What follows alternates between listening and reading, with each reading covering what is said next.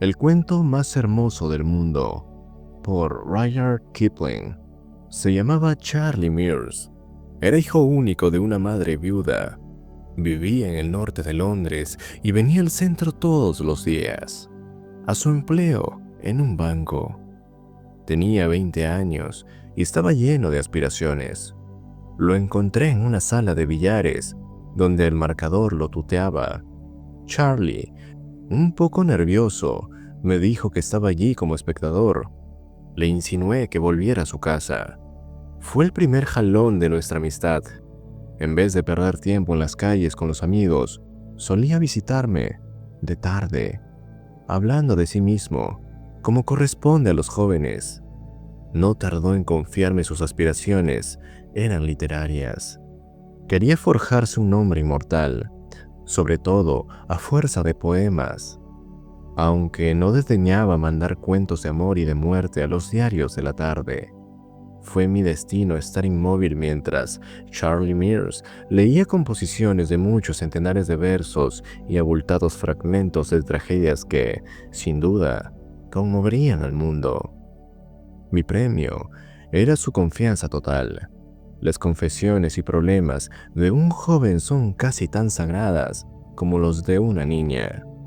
Charlie nunca se había enamorado, pero deseaba enamorarse en la primera oportunidad.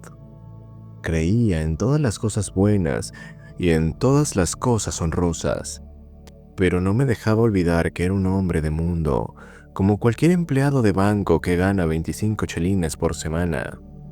Rimaba amor y dolor, bella y estrella, candorosamente, seguro de la novedad de esas rimas.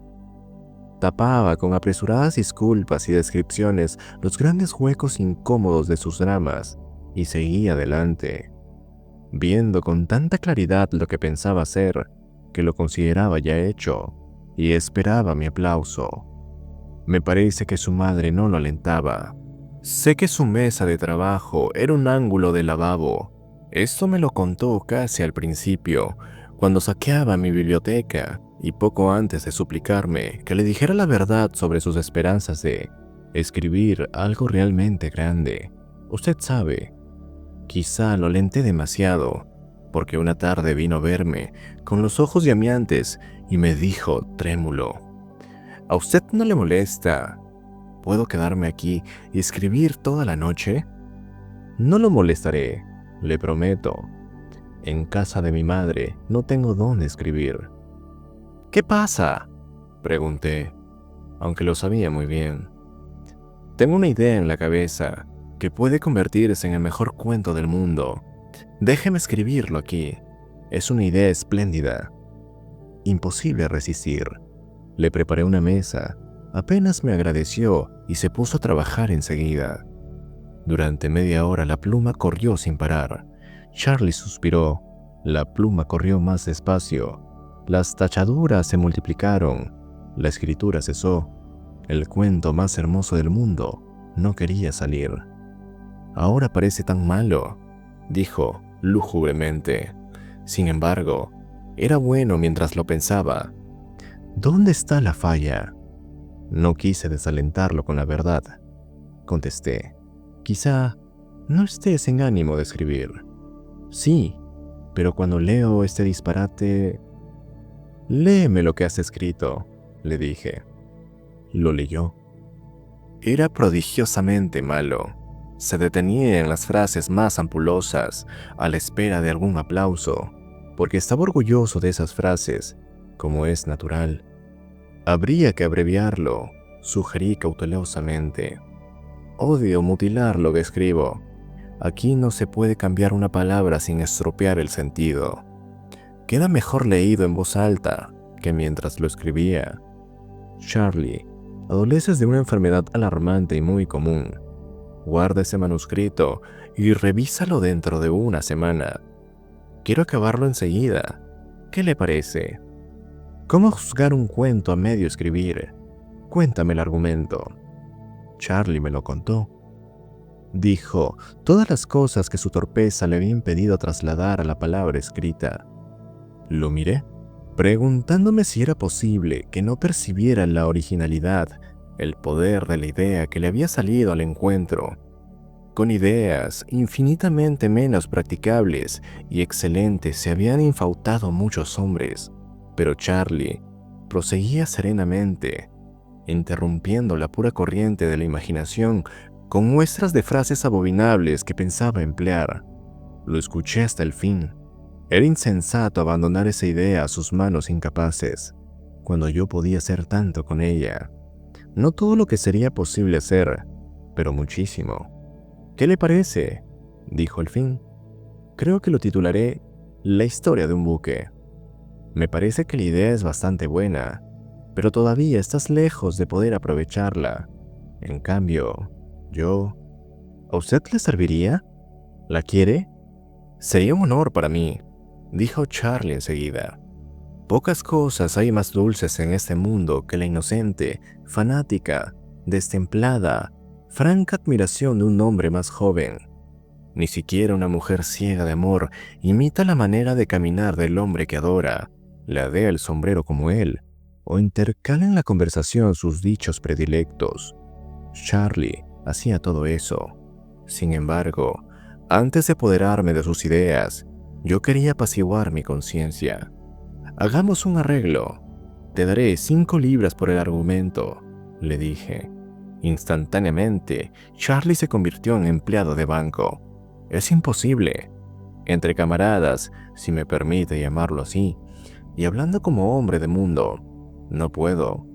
Tome el argumento. Si le sirve, tengo muchos otros». Los tenía. Nadie los sabía mejor que yo, pero eran argumentos ajenos. «Míralo como un negocio entre hombres de mundo», repliqué. «Con 5 libras puedes comprar una cantidad de libros de versos. Los negocios son los negocios, y puedes estar seguro que no abonaría ese precio si usted lo ve así», dijo Charlie, visiblemente impresionado con la idea de los libros. Cerramos trato con la promesa de que me traería periódicamente todas las ideas que se le ocurrieran. Tendría una mesa para escribir y el incuestionable derecho de infligirme todos sus poemas y fragmentos de poemas. Después le dije: «Cuéntame, ¿cómo te vino esta idea?». «Vino sola». Charlie abrió un poco los ojos. «Sí, pero me contaste muchas cosas sobre el héroe que tienes que haber leído en alguna parte. No tengo tiempo para leer, salvo cuando usted me deja estar aquí. Y los domingos salgo en bicicleta o paso el día entero en el río. ¿Hay algo que falta en el héroe? Cuéntemelo otra vez y comprenderé claramente. ¿Dices que el héroe era pirata? ¿Cómo vivía? Estaba en la cubierta de abajo de esa especie de barco del que le hablé. ¿Qué clase de barco? Esos que andan con remos y el mar entra por los agujeros entre los remos y los hombres reman con el agua hasta la orilla.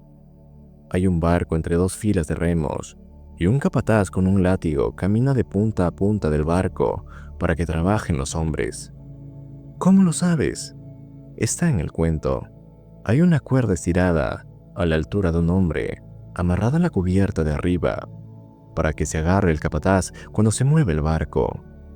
Una vez, el capataz nos da con la cuerda y cae entre los remeros.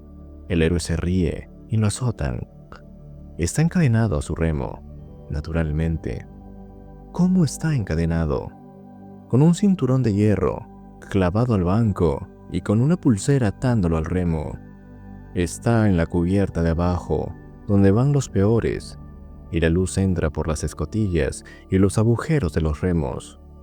Usted no se imagina la luz del sol filtrándose entre el agujero y el remo y moviéndose en el banco. Sí, pero no puedo imaginar que tú te lo imagines.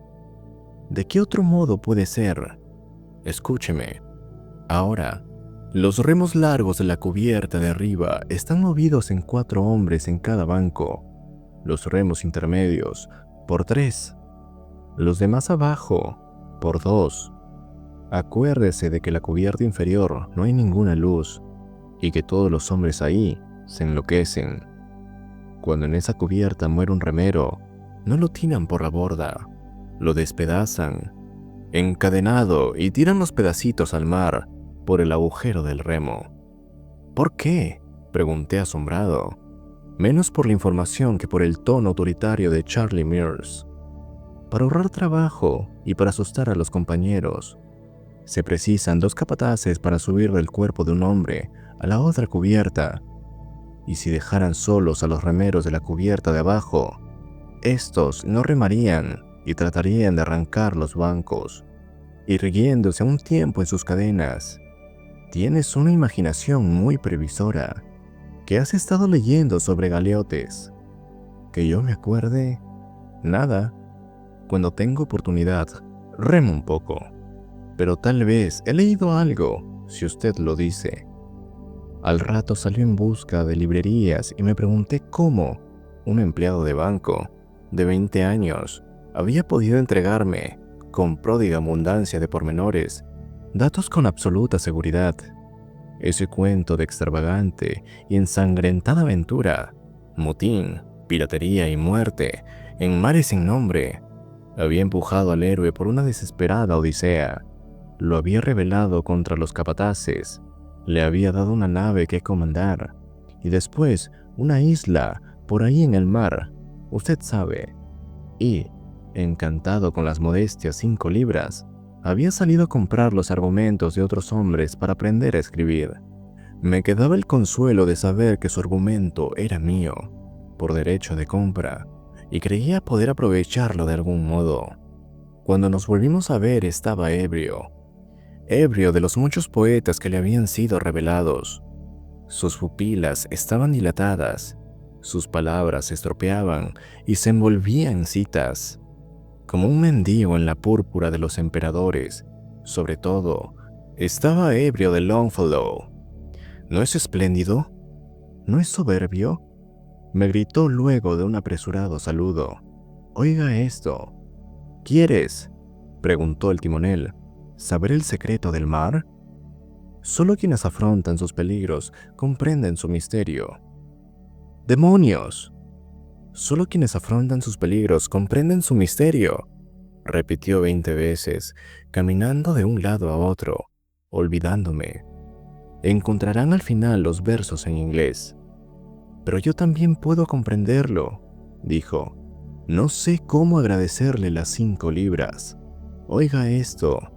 Recuerdo los embarcaderos negros, las ensenadas, la agitación de las mareas y los marineros españoles, de labios barbudos y la belleza y el misterio de las naves y la magia del mar. Nunca he afrontado peligros, pero me parece que entiendo todo eso. Realmente, parece que dominas el mar. ¿Lo has visto alguna vez? Cuando era chico, estuvimos en Brinton. Vivíamos en Coventry antes de venir a Londres. Nunca lo he visto. Cuando baja sobre el Atlántico el titánico viento huracanado del equinoccio, me tomó por el hombro y me zamarreó para que comprendiera la pasión que lo sacudía. Cuando viene esa tormenta, prosiguió, todos los remos del barco se rompen y los mangos de los remos deshacen el pecho de los remeros. A propósito, ¿usted ya hizo mi argumento? No. Esperaba que me contaras algo más. Dime, ¿cómo conoces tan bien los detalles del barco? Tú no sabes nada de barcos. No me lo explicó. Es del todo real para mí hasta que trato de escribirlo. Anoche, en la cama, estuve pensando. Después de concluir La Isla del Tesoro, inventé una porción de cosas para el cuento. ¿Qué clases de cosas? Sobre lo que comían los hombres. Higos podridos y habas negras, y vino en un odre de cuero que se pasaban de banco a otro. ¿Tan antiguo era el barco? Yo no sé si era antiguo. A veces me parece tan real como si fuera cierto. ¿Le aburre que hable de esto? En lo más mínimo. ¿Se te ocurrió algo más? Sí, pero es un disparate. Charlie se ruborizó algo. No importa. Dímelo. Bueno, pensaba en el cuento. Al rato salí de la cama y apunté en un pedazo de papel las cosas que podían haber grabado en los remos con el filo de las esposas. Me pareció que eso le daba más realidad. ¿Es tan real?, ¿Para mí? Usted sabe. ¿Tienes el papel? Sí. ¿Pero a qué mostrarlo? Son unos cuantos garabatos. Con todo, podrían ir en primera hoja del libro. Ya me ocuparé de esos detalles. Muéstrame lo que escribían tus hombres. Sacó del bolsillo una hoja de carta, con un solo renglón escrito, y yo la guardé. ¿Qué se supone que esto significa en inglés? No sé.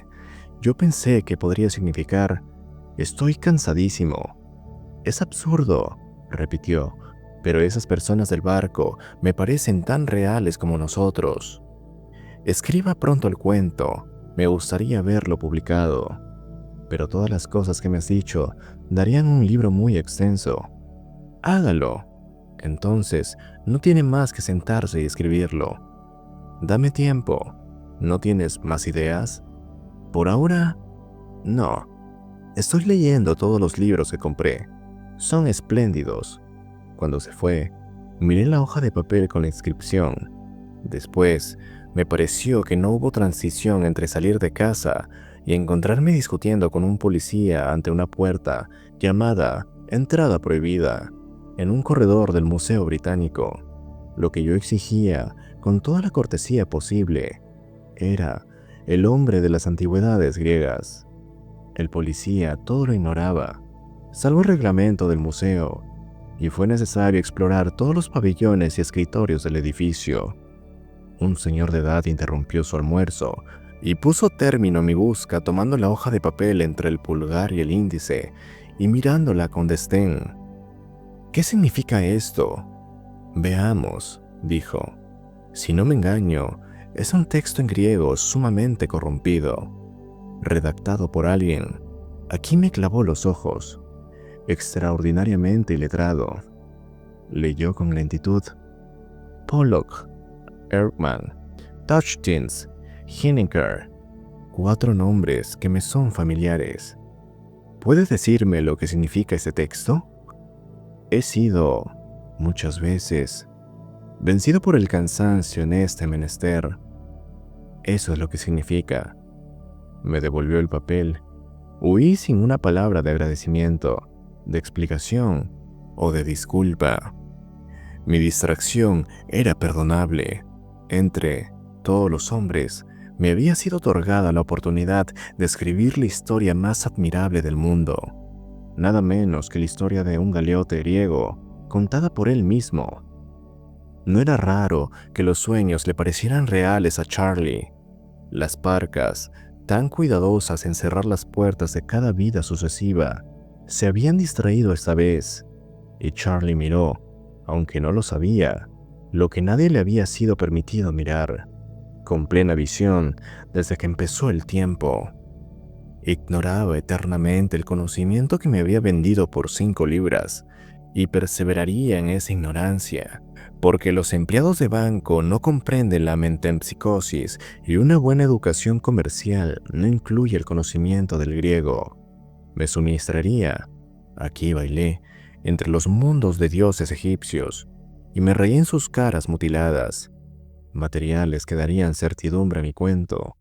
Una incertidumbre tan grande que el mundo lo recibiría como una insolente y artificiosa ficción. Y yo, solo yo sabría que era absoluta y literalmente cierto. Esa joya estaba en mi mano para que yo la puliera y cortara. Volví a bailar entre los dioses del patio egipcio, hasta que un policía me vio y empezó a acercarse. Solo había que alentar la conversación de Charlie, y eso no era difícil, pero había olvidado los malditos libros de versos. Volvía, inútil como un fonógrafo recargado, ebrio de Byron, de Shelley o de Keats, sabiendo lo que el muchacho había sido en sus vidas anteriores, y desesperadamente ansioso de no perder una palabra de su charla.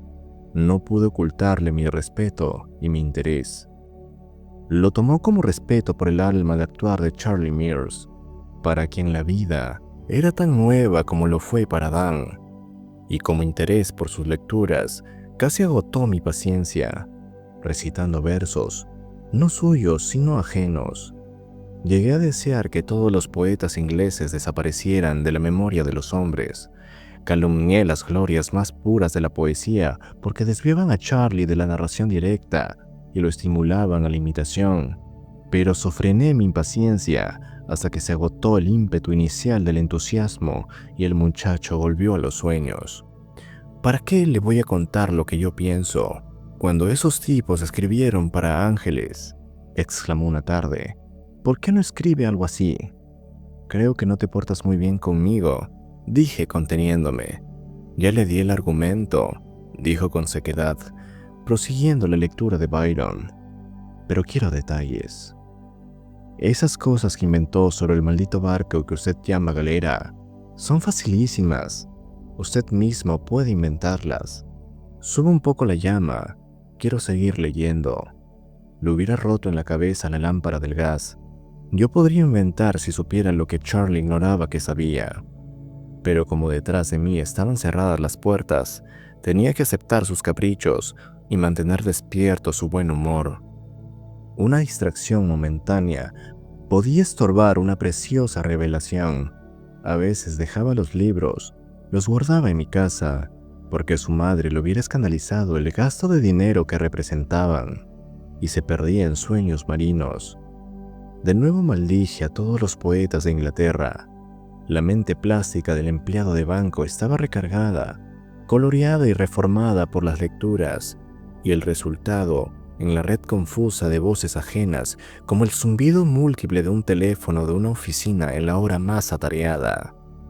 Hablaba de la galera, de su propia galera, aunque no lo sabía, con imágenes de la novia de Abydos, subrayada las aventuras del héroe con citas de corsario, y agregaba desesperadas y profundas reflexiones morales de Caín y de Manfredo, esperando que yo las aprovechara.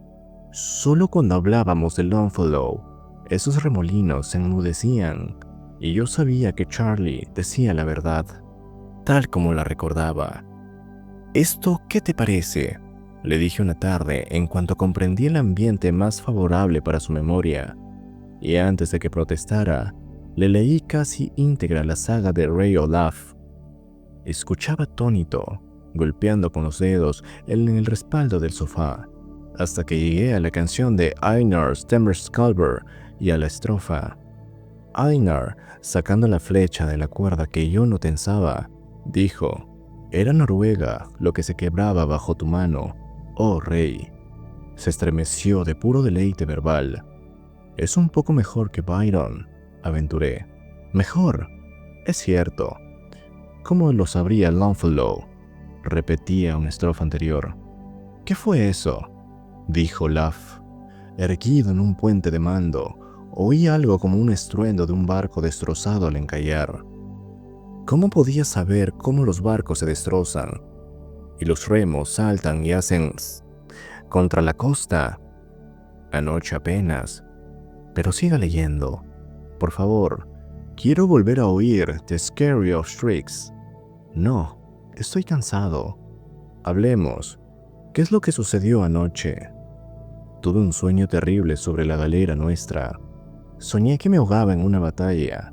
Abordamos otro barco, en un puerto.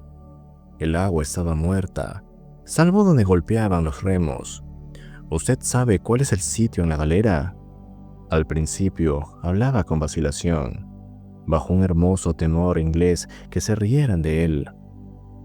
No es novedad para mí, respondí humildemente, y ya me latía el corazón. El cuarto remo a la derecha, a partir de la proa, en la cubierta de arriba. Éramos 4 en ese remo, todos encadenados. Me recuerdo mirando el agua y tratando de sacarme las esposas antes de que empezara la pelea. Luego nos arrimamos al otro barco y quedé inmóvil, como los 3 compañeros encima y el remo grande atravesando sobre nuestras espaldas. ¿Y? Los ojos de Charlie estaban encendidos y vivos. Miraba la pared, detrás de mi asiento. No sé cómo peleamos. Los hombres me pisoteaban la espalda y yo estaba quieto. Luego, nuestros remeros de la izquierda, atados a sus remos, ya sabe, gritaron y empezaron a remar hacia atrás. Oí el chirrido del agua, giramos como un escarabajo y comprendí, sin necesidad de ver, que una galera iba a embestirnos con el espolón por el lado izquierdo. Apenas pude levantar la cabeza y ver su velamen sobre la borda. Queríamos recibirla con la proa, pero era muy tarde. Solo pudimos girar un poco, porque el barco de la derecha se nos había enganchado y nos detenía. Entonces vino el choque. Los remos de la izquierda se rompieron cuando el otro barco, el que se movía, les metió la proa. Los remos de la cubierta de abajo reventaron las tablas del piso, con el cabo para arriba, y uno de ellos vino a caer cerca de mi cabeza. ¿Cómo sucedió eso? La proa de la galera que se movía los empujaba para adentro y había un estruendo ensordecedor en las cubiertas inferiores. El espolón nos agarró por el medio y nos ladeamos, y los hombres de la otra galera desengancharon los garfios y las amarras y tiraron las cosas en la cubierta de arriba. Flechas, alquitrán, ardiendo algo que quemaba, y nos empinamos más y más. Por el lado izquierdo y el derecho se sumergió. Y di vuelta la cabeza y vi el agua inmóvil cuando sobrepasó la borda y luego se curvó y derrumbó sobre nosotros. Y recibí el golpe en la espalda y me desperté. Un momento, Charlie. Cuando el mar sobrepasó la borda, ¿qué parecía? Tenía mis razones para preguntarlo. Un conocido mío había naufragado una vez en un mar en calma y había visto el agua horizontal detenerse un segundo antes de caer en la cubierta. Parecía una cuerda de violín, tirante, y parecía durar siglos, dijo Charlie. Precisamente, el otro había dicho, parecía un hilo de plata estirado sobre la borda, y pensé que nunca iba a romperse.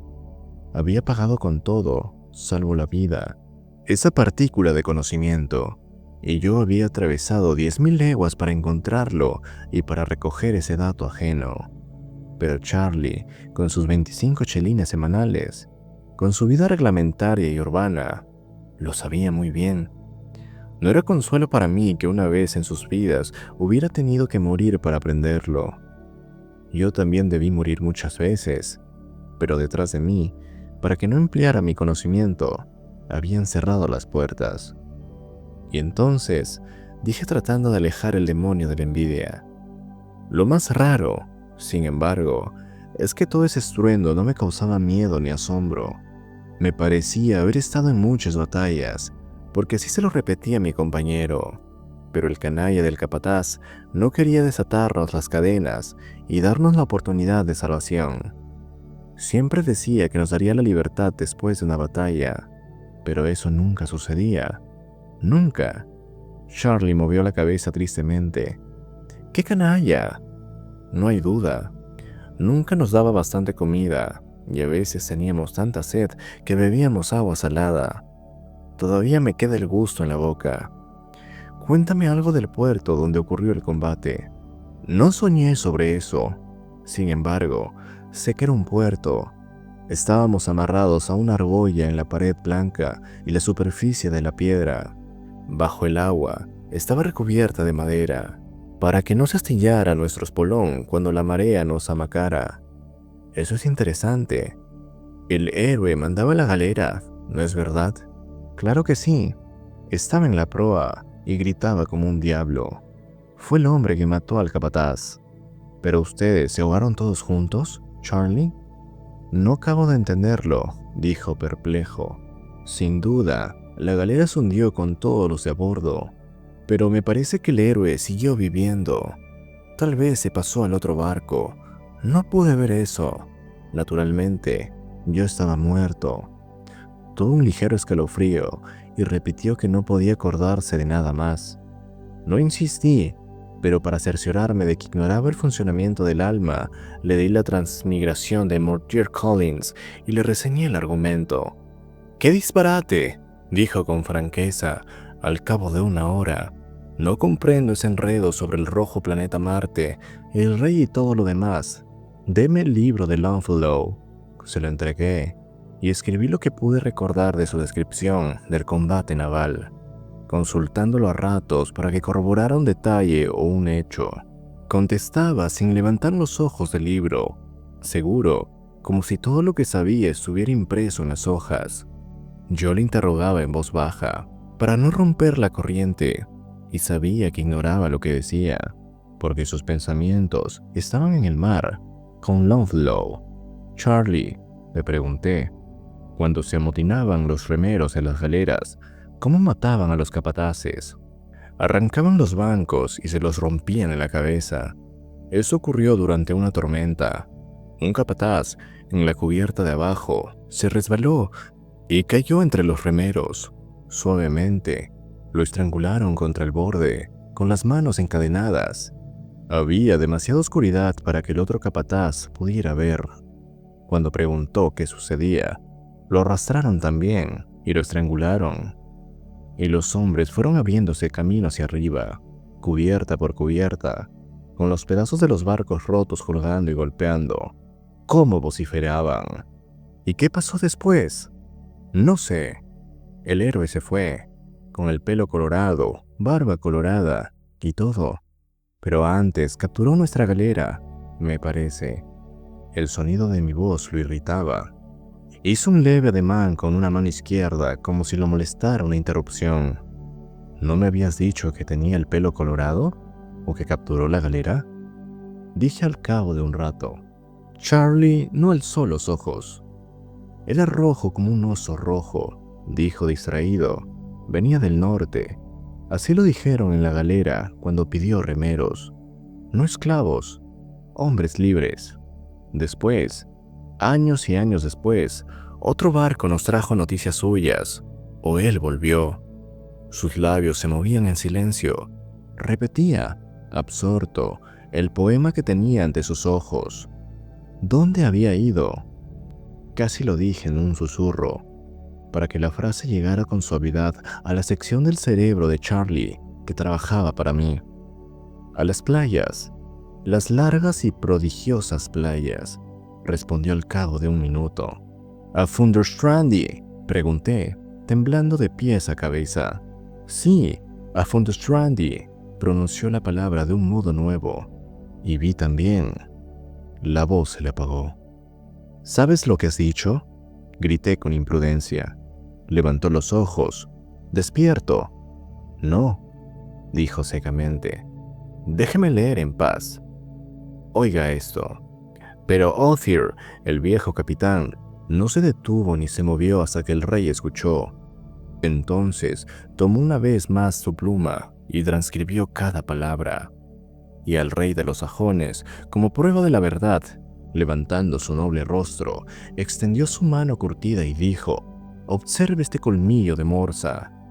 ¿Qué hombres habrán sido estos para navegarse los mares sin saber cuándo tocarían tierra?» «Charlie», rogué, «si te portas bien un minuto o dos, haré que nuestro héroe valga tanto como Othir. Es de Longfellow el poema. No me interesa escribir, quiero leer. Imagínese ante la puerta de los tesoros del mundo, guardada por un niño irresponsable y holgazán, jugando a cara o cruz, de cuyo capricho depende el don de la llave. Y comprenderán mi tormento. Hasta esa tarde, Charlie no había hablado de nada que no correspondiera a las experiencias de un galeote griego, pero ahora había recordado alguna desesperada aventura de los vikingos, del viaje de Thorfinn Karlsefni a Vinland, que es América, en el siglo IX o X. Había visto la batalla en el puerto, había referido su propia muerte, pero esta otra inmersión en el pasado era aún más extraña. Habría omitido una docena de vidas y oscuramente recordaba ahora un episodio de 1000 años después. Era un enredo inextricable y Charlie Mears, en su estado normal, era la última persona del mundo para solucionarlo. Solo me quedaba vigilar y esperar, pero esa noche me inquietaron las imaginaciones más ambiciosas. Nada era imposible si no fallaba la detestable memoria de Charlie. Podía volver a escribir la saga de Thorfinn Karlsefni como nunca lo habían escrito.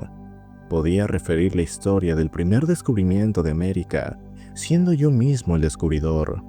Pero yo estaba a merced de Charlie, y mientras él tuviera a su alcance un ejemplar del clásico para todos, no hablaría. No me atrevía a maldecirlo abiertamente.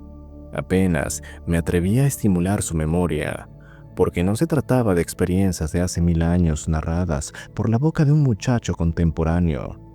Y a un muchacho lo afectan todos los cambios de opinión, y aunque quiera decir la verdad que tiene que mentir. Pasé una semana sin ver a Charlie. Lo encontré en Grace Church Street con un libro mayor encadenado a la cintura. Tenía que atravesar el puente de Londres y lo acompañé. Estaba muy orgulloso de ese libro mayor. Nos detuvieron en la mitad del puente para mirar un vapor que descargaba grandes lejas de mármol blanco y amarillo. En una barcaza que pasó junto al vapor mugió una vaca solitaria. La cara de Charlie se alteró. Ya no era la de un empleado de banco, sino otra, desconocida y más despierta. Estiró el brazo sobre el parapeto del puente y, riéndose muy fuerte, dijo: «Cuando bramaron nuestros toros, los Skrullings huyeron». La barcaza y la vaca habían desaparecido detrás del vapor antes de que yo encontrara palabras. «Charlie, ¿qué te imaginas con los Skrullings?» La primera vez en la vida que oigo de ellos. Parece el nombre de una clase de gaviotas. «¿Qué preguntas se le ocurren a usted?», contestó. «Tengo que verme con el cajero de la compañía de ómnibus. Me espero un rato y almorzamos juntos en algún restaurante. Tengo una idea para un poema». «No, gracias. Me voy». «¿Estás seguro de que no sabes nada de los Skrullings?»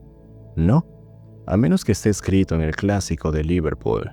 Saludó y desapareció entre la gente.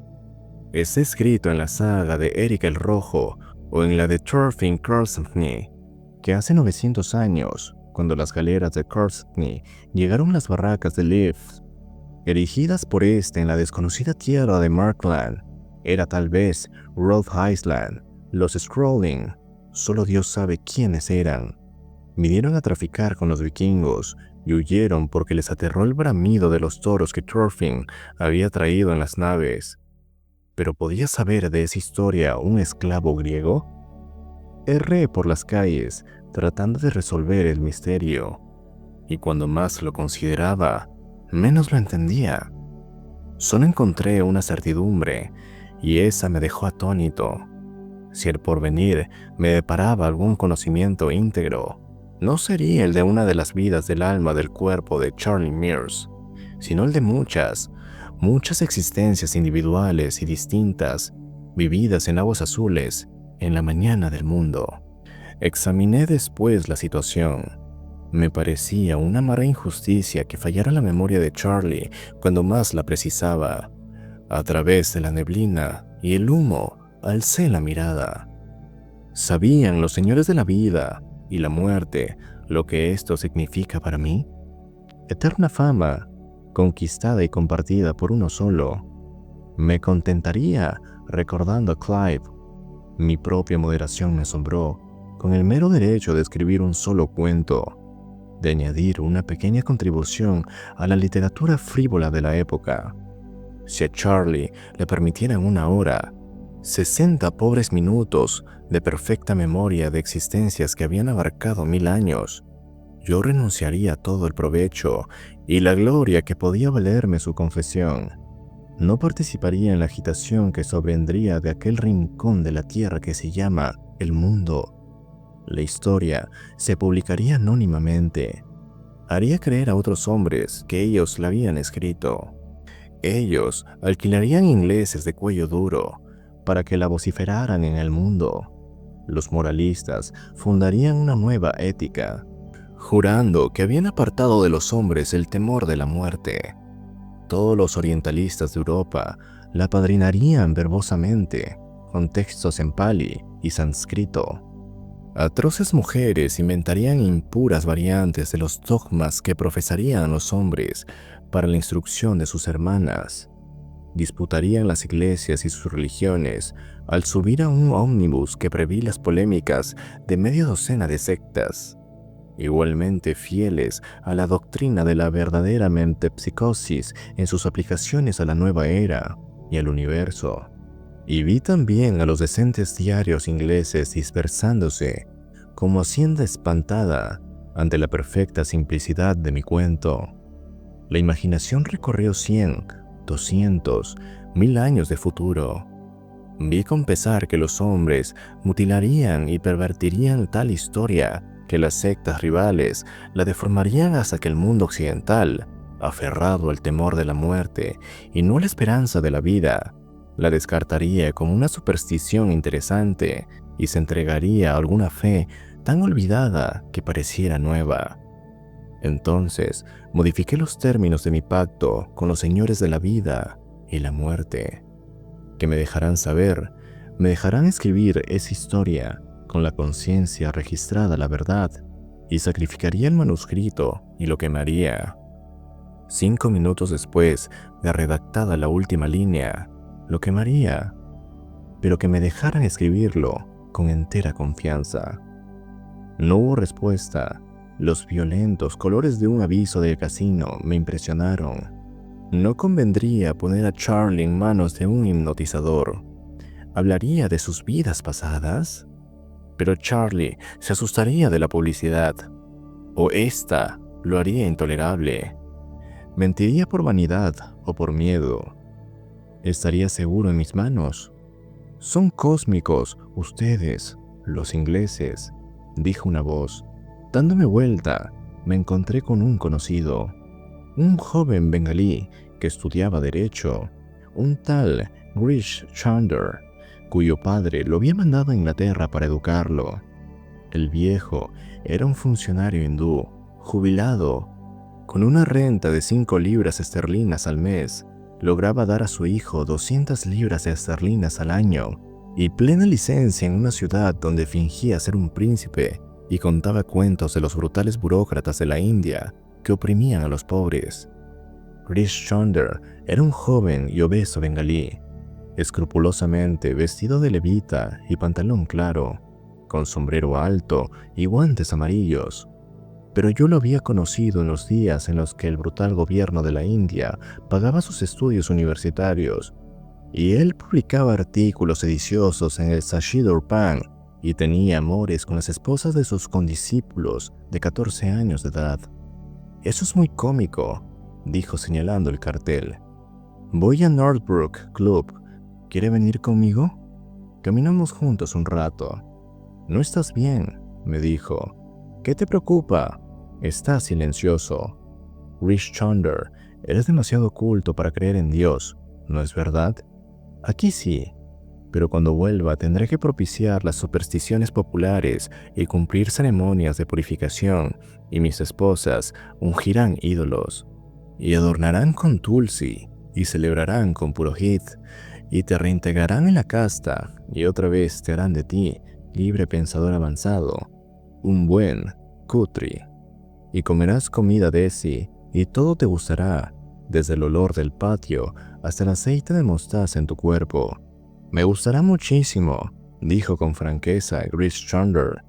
«Una vez hindú, siempre hindú, pero me gusta saber que los ingleses piensan que saben. Te contaré una cosa que un inglés sabe. Para ti es una vieja historia».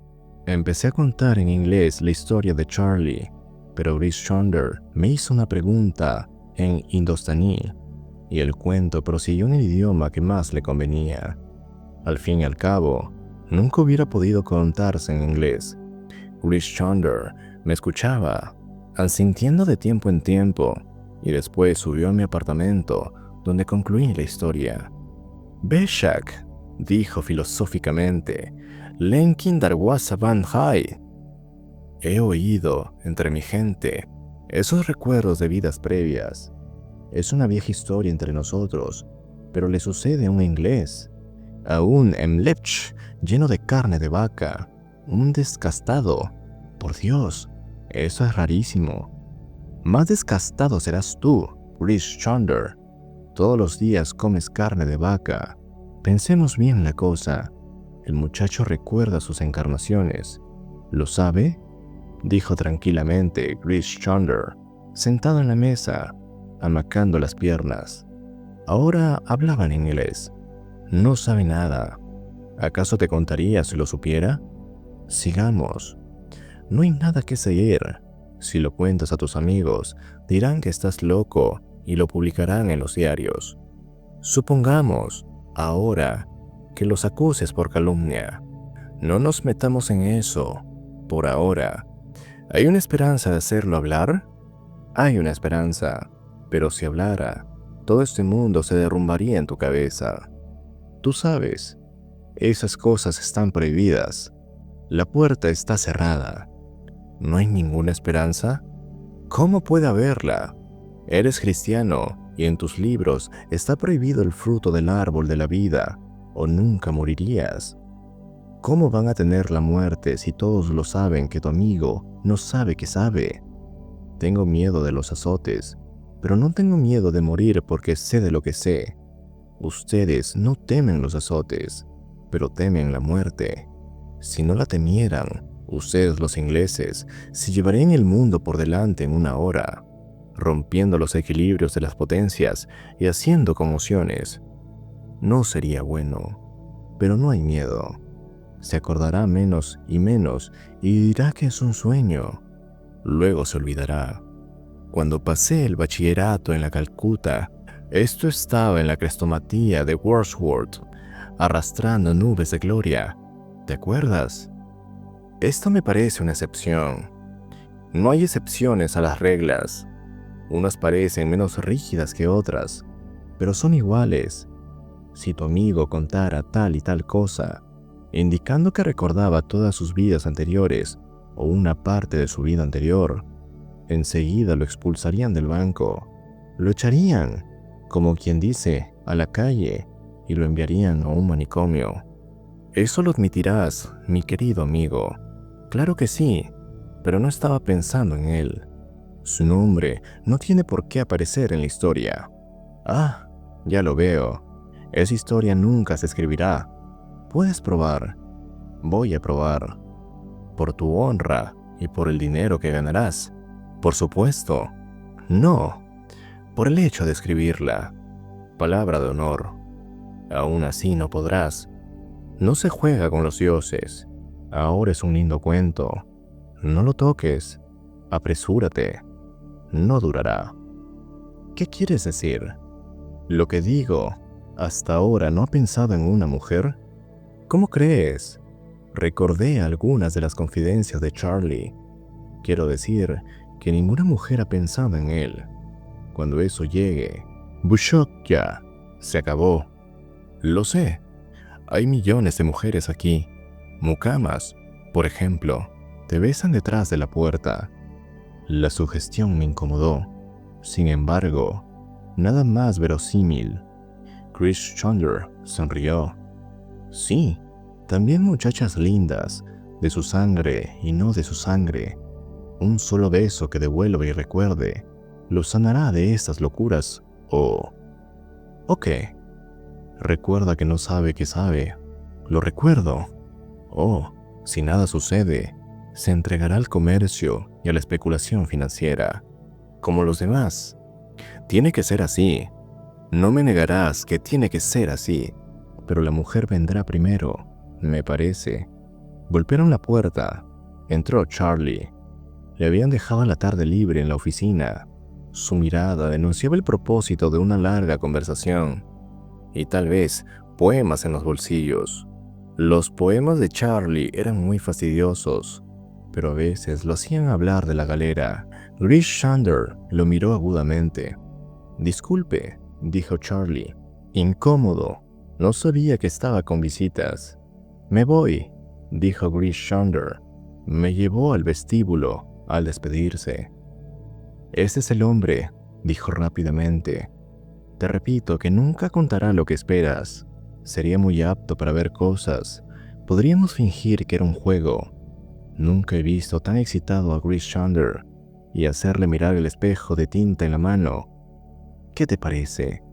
Te aseguro que puede ver todo lo que un hombre puede ver. Déjame buscar la tinta. Y el alcanfor. Es un vidente y nos revelará muchas cosas. Será todo lo que tú dices, pero no voy a entregarlo a tus dioses y a tus demonios. No le hará mal. Un poco de mareo al despertarse. No será la primera vez que habrás visto muchachos mirar al espejo de tinta. Por eso mismo, no quiero volver a verlo. Más vale que te vayas, Rich Shonder. Se fue, repitiendo que yo perdía mi única esperanza de interrogar el porvenir. Esto no importó, porque solo me interesaba el pasado, y para ello de nada me podía servir muchachos hipnotizados consultando espejos de tinta. «Qué negro desagradable», dijo Charlie cuando volví. Miré, acabo de escribir un poema. Lo escribí en vez de jugar al dominó después del almuerzo. ¿Se lo leo? Lo leeré yo. Pero usted no le da la entonación adecuada. Además, cuando usted los lee, parece que las rimas estuvieran mal. Léelo en voz alta, entonces. Eres como todos los otros. Charlie me declamó su poema. No era muy inferior al término medio de su obra. Había leído sus libros con obediencia, pero le desagradó oír que yo prefería Longfellow e Incontaminado de Charlie. Luego recorrimos el manuscrito, línea por línea. Charlie esquivaba todas las objeciones y todas las correcciones con esta frase: «Sí, tal vez quede mejor, pero usted no comprende a dónde voy». En eso, Charlie se parecía a muchos poetas. En el reverso del papel había unos apuntes a lápiz. «¿Qué es eso?», le pregunté. «No son versos ni nada. Son unos disparates que escribí anoche, antes de acostarme. Me daba trabajo buscar rimas y los escribí en verso libre. Aquí están los versos libres de Charlie. Hemos remado para vos cuando el viento estaba contra nosotros y con las velas bajas. ¿Nunca nos soltaréis? Comimos pan y cebollas cuando os apoderabais de ciudades, o corrimos velozmente a bordo cuando el enemigo os rechazaba. Los capitanes caminaban a lo largo de la cubierta, cantando cuando hacía buen tiempo, pero nosotros estábamos abajo. Nos desmayábamos con el mentón sobre los remos, y no veáis que estábamos ociosos porque aún sacudíamos el remo, adelante y atrás. ¿Nunca nos soltaréis? La sal volvía los cabos de los remos ásperos como la piel de un tiburón. La sal cortaba nuestras rodillas hasta el hueso, pero el pelo se nos pegaba en la frente y nuestros labios estaban cortados hasta las encías, y nos azotabais porque no podíamos remar. ¿Nunca nos soltaréis? Pero dentro de un poco tiempo nos iremos por los escobenes como el agua que corre por los remos, y aunque ordenéis a los otros que remen detrás nuestro, nunca nos agarraréis hasta que atrapéis la espuma de los remos y atéis los vientos al hueco de la vela. ¡Ajú! ¡Nunca nos soltaréis! Algo así podrían cantar en la galera. Usted sabe, ¿nunca va a concluir ese cuento y darme la parte de las ganancias? Depende de ti. Si desde el principio me hubieras hablado un poco más del héroe, ya estaría concluido. Eres tan impreciso. Solo quiero darle la idea general. El andar de un lado para otro, y las peleas y lo demás. ¿Usted no puede suplir lo que falta? Hacer que el héroe salve de los piratas a una muchacha y se case con ella, o algo por el estilo. Eres un colaborador realmente precioso. Supongo que al héroe le ocurrieron algunas aventuras antes de casarse. Bueno, hágalo un tipo muy hábil, una especie de canalla que ande siendo tratados y rompiéndolos. Un hombre de pelo negro que se oculte detrás de un mástil en las batallas. Los otros días dijiste que tenía el pelo colorado. No puedo haber dicho eso. Hágalo moreno, por supuesto. Usted no tiene imaginación. ¿Cómo yo había descubierto en ese instante los principios de la memoria imperfecta que se llamaba imaginación? Casi me reí, pero me contuve para salvar el cuento. Es verdad, tú sí tienes imaginación. Un tipo de pelo negro en un buque de 3 cubiertas, dije. No, un buque abierto, con un gran bote. Era para volverse loco. Tu barco está descrito y construido con techos y cubiertas, Así lo has dicho. No, no ese barco. Ese era abierto o semiabierto porque... Claro, tiene razón. Usted me hace pensar que el héroe es el tipo de pelo colorado. Claro, si es el de pelo colorado, el barco tiene que ser abierto, con velas pintadas. Ahora se acordará, pensé, que ha trabajado en 2 galeras, una griega de 3 cubiertas, bajo el mando del canalla de pelo negro, otra, un dragón abierto de vikingo, bajo el mando del hombre rojo como un oso rojo, que arribó de Markland. El diablo me impulsó a hablar. ¿Por qué? Claro, Charlie. No sé, ¿usted se está riendo de mí? La corriente había sido rota. Tomé una libreta y fingí hacer muchos apuntes. De gusto trabajar con un muchacho imaginativo como tú, dije al rato. Es realmente admirable cómo has definido el carácter del héroe. ¿Le parece? Contestó ruborizándose. A veces me digo que valgo más de lo que de lo que la gente piensa. Vales muchísimo. Entonces, ¿puedo mandar un artículo de costumbres de los empleados de banco al Tip Bits y ganar una libra esterlina de premio? No era, precisamente, lo que quería decir. Quizá valdría más esperar un poco y adelantar el cuento de la galera. Sí, pero no llevará mi firma. Titbits publicará mi nombre y mi dirección, si gano. ¿De qué se ríe? Claro que los publicarían. Ya sé. ¿Por qué no vas a dar una vuelta? Quiero revisar las notas de nuestro cuento. Este vituperable joven que se había ido, algo ofendido y desalentado, había sido tal vez remero de Largos, innegablemente, esclavo o compañero de Thorfinn Karlstein. Por eso le interesaban profundamente los concursos de Titbits. Recordando lo que me había dicho de Chris Chandler, me reí fuerte. Los señores de la vida y la muerte nunca permitirían que Charlie Mears hablara plenamente de sus pasados. Y para completar su revelación, yo tendría que recurrir a mis invenciones precarias, mientras él hacía su artículo sobre empleados de banco. Reuní mis notas, las leí. El resultado no era satisfactorio. Volví a releerlas. No había nada que no hubiese podido extraerle de libros ajenos, salvo quizá la historia de la batalla en el puerto. Las aventuras de un vikingo habían sido noveladas ya muchas veces. La historia de un galeote griego tampoco era nueva y, aunque yo escribiera las dos, ¿quién podría confirmar o impugnar la veracidad de los detalles?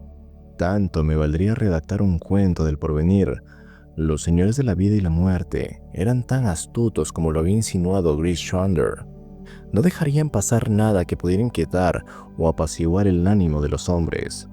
Aunque estaba convencido de eso, no podía abandonar el cuento. El entusiasmo alternaba con la depresión, no una vez, sino muchas en las siguientes semanas. Mi ánimo variaba en el sol de marzo y con las nubes indecisas. De noche o en la belleza de una mañana de primavera, creía poder escribir esa historia y conmover a los continentes. En los atardeceres lluviosos percibí que podría escribirse el cuento, pero que no sería otra cosa que una pieza del Museo Apócrifa, con falsa patina y falsa herrumbe.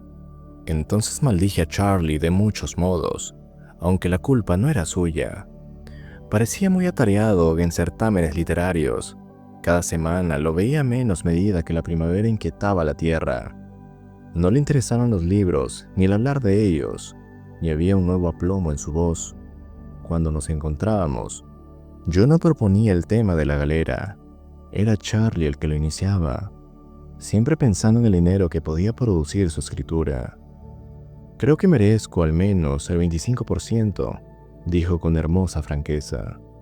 He suministrado todas las ideas, ¿no es cierto? Esa avidez era nueva en su carácter. Imaginé que le había incitado en la City, que había empezado a influir en su acento desagradablemente. Cuando la historia esté concluida, hablaremos. Por ahora, no consigo adelantar. El héroe rojo y el héroe moreno son igualmente difíciles. Estaba sentado junto a la chimenea, mirando las brasas. «No veo cuál es la dificultad. Está clarísimo para mí», contestó. «Empecemos por las aventuras del héroe rojo, desde que capturó mi barco en el sur y navegó a las playas». Me cuidé muy bien de interrumpirlo. No tenía ni lápiz ni papel, y no me atreví a buscarlos para no cortar la corriente. La voz de Charlie descendió hasta el susurro y refirió la historia de la navegación de una galera hasta Funderstrandi, de las puestas del sol en el mar abierto vista bajo la curva de la vela, tarde tras tarde, cuando el espolón se clavaba en el centro del disco declinante, y navegábamos por ese rumbo porque no teníamos otro, dijo Charlie. Habló del desembarco en una isla y de la exploración de sus bosques, donde los marineros mataron a 3 hombres que dormían bajo los pinos. Sus fantasmas, dijo Charlie, siguieron a nado la galera, hasta que los hombres de a bordo echaron suertes y arrojaron al agua a uno de los suyos, para aplacar a los dioses desconocidos que habían ofendido. Cuando escasearon las provisiones, se alimentaron de algas marinas y se les hincharon las piernas, y el capitán, el hombre del pelo rojo, mató a 2 remeros amotinados, y al cabo de un año entre los bosques, levaron anclas rumbo a la patria, y un incesante viento los condujo con tanta fidelidad que todas las noches dormían. Eso, y mucho más, contó Charlie. A veces era tan baja la voz que las palabras resultaban imperceptibles.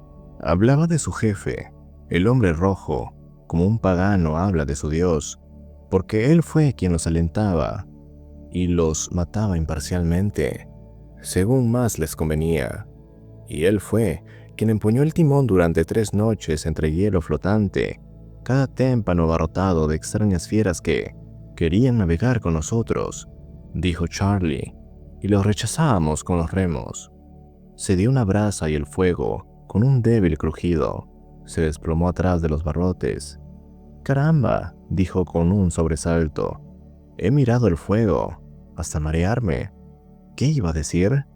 Algo sobre la galera. Ahora recuerdo. 25% del beneficio, ¿no es verdad? Lo que quieras, cuando el cuento esté listo. Quería estar seguro. Ahora debo irme. Tengo una cita. Me dejó. Menos iluso, había comprendido que ese entrecortado murmullo junto al fuego era el canto de cisne de Charlie Mears. Lo creí peludrio de una revelación total. Al fin burlaría a los señores de la vida y la muerte. Cuando volvió, lo recibí con entusiasmo. Charlie estaba incómodo y nervioso, pero los ojos le brillaban. «Hice un poema», dijo. Y luego, rápidamente, «Es lo mejor que he escrito. Léalo». Me lo dejó y retrocedió hasta la ventana. Gemí interiormente. Sentí tarea de una media hora criticar, es decir, alabar el poema. No sin razón, gemí, porque Charlie había abandonado el largo metro preferido. Había ensayado versos más breves, versos con un evidente motivo. Esto es lo que leí. El día es de los más hermosos. El viento contento ulala detrás de la colina, donde dobla el bosque a su antojo y los retoños a su voluntad. Revélate, oh viento, hay algo en mi sangre que no te dejaría quieto. Ella se me dio, oh tierra, oh cielo, mares grises, ella es solo mía. Que los hoscos peñascos oigan mi grito y se alegren aunque no sean más que piedras. Mía, la he ganado. Oh buena tierra marrón, alégrate, la primavera está aquí. Alégrate, que mi amor vale 2 veces más que el homenaje que puedan rendirle otros a tus campos. Que el labriero que te rotura sienta mi dicha al madrugar para el trabajo. El verso final es irrefutable, dije con miedo en el alma. Charlie sonrió sin importar. Roja nube del ocaso, proclámalo. Soy el vencedor. Salúdame, oh sol, como dueño dominante y señor absoluto sobre el alma de ella. ¿Y? Dijo Charlie, mirando sobre mi hombro. Silenciosamente puso una fotografía sobre el papel. La fotografía de una muchacha de pelo crespo y boca entreabierta y estúpida. ¿No es maravilloso?», murmuró, ruborizado hasta las orejas. Yo no sabía. Vino como un rayo. Sí, vino como un rayo. ¿Eres feliz, Charlie? Dios mío, ella me quiere. Se sentó, repitiendo las últimas palabras. Miré la cara lampiña, los estrechos hombros ya agobiados por el trabajo de escritorio, y pensé dónde, cuándo y cómo había amado en sus vidas anteriores. Después la describió, como Adán describió ante los animales del paraíso la gloria y la ternura y la belleza de Eva. Supe, de paso, que estaba empleada en una cigarrería que le interesaba la moda y que ya le había dicho 4 o 5 veces que ningún otro hombre la había besado. Charlie hablaba y hablaba. Yo, separado de él por millares de años, consideraba los principios de las cosas. Ahora comprendí por qué los señores de la vida y la muerte cierran tan cuidadosamente las puertas detrás de nosotros. Es para que no recordemos nuestros primeros amores. Si no fuera así, el mundo quedaría despoblado en menos de un siglo. Ahora, volvamos a la historia de la galera, le dije aprovechando una pausa. Charlie miró como si lo hubiera golpeado. ¿La galera? ¿Qué galera? Santos cielos, no me embrome. ¿Esto es serio? Usted no sabe hasta qué punto. Rich Chandler tenía razón. Charlie había probado el amor, que mata el recuerdo, y el cuento más hermoso del mundo nunca se escribiría.